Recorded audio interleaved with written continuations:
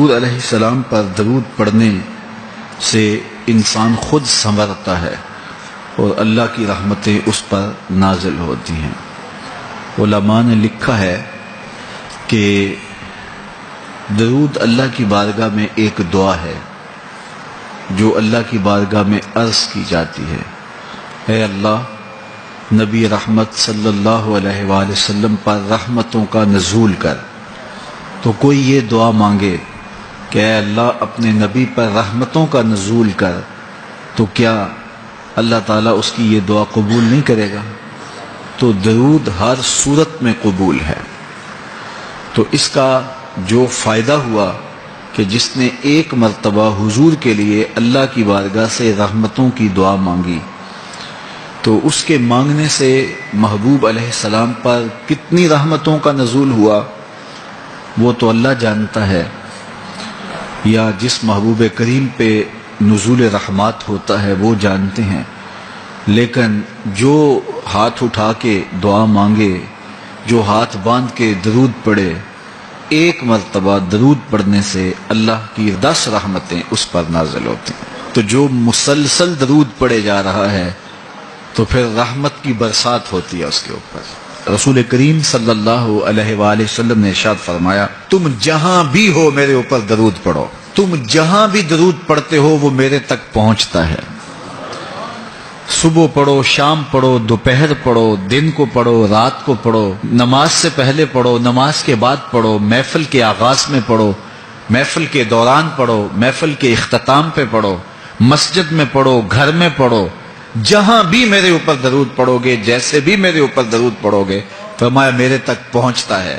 ہر شخص یہ چاہتا ہے کہ میں حضور کی قربت پاؤں، حضور کا قرب مجھے ملے، اور اگر کسی کے سینے میں یہ آرزو نہیں ہے تو اس کے سینے میں دھڑکنے والا دل کسی مومن کا دل ہی نہیں ہے۔ یہ میری بھی آرزو ہے، گناہ گار ہونے کے باوجود آرزو ہے، آپ کی بھی آرزو ہے۔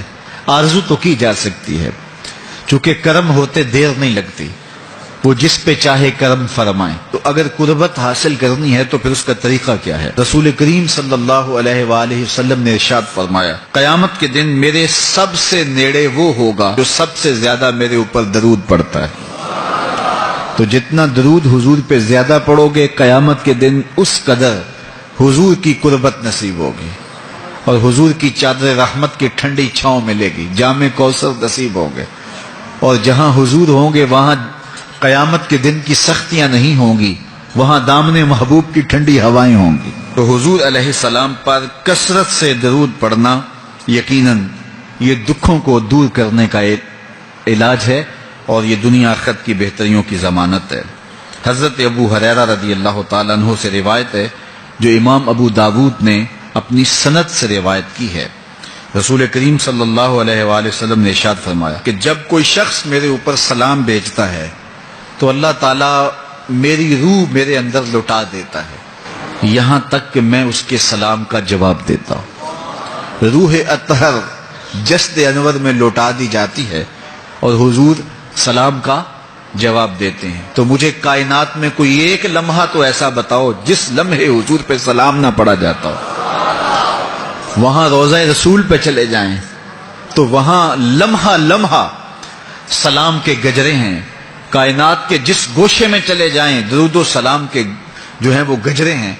تو کوئی ایک لمحہ بھی 24 گھنٹوں میں ایسا نہیں ہے کہ جب حضور پہ سلام نہ پڑا جاتا ہو، اور جب سلام پڑا جاتا ہو تو حضور کی روح اطہر بدن رحمت میں ہوتی ہے اور حضور سلام کا جواب دیتے ہیں، اور جس کو حضور سلام کا جواب دے دیں، اللہ اکبر۔ تو درود پڑھا کرو، درود حضور علیہ الصلوۃ والسلام سے جواب کا ذریعہ ہے، اور جب جواب جناب رسالت مآب صلی اللہ علیہ وسلم کی جانب سے آ گیا تو دنیا میں بھی بھلا ہی بھلا ہے، آخرت میں خیر ہی خیر ہے۔ حضور علیہ الصلوۃ والسلام نے ارشاد فرمایا، جس کے سامنے میرا ذکر کیا جائے اور وہ میرے اوپر درود نہ پڑے، وہ کائنات کا سب سے بڑا بخیل، سب سے بڑا کنجوس ہے۔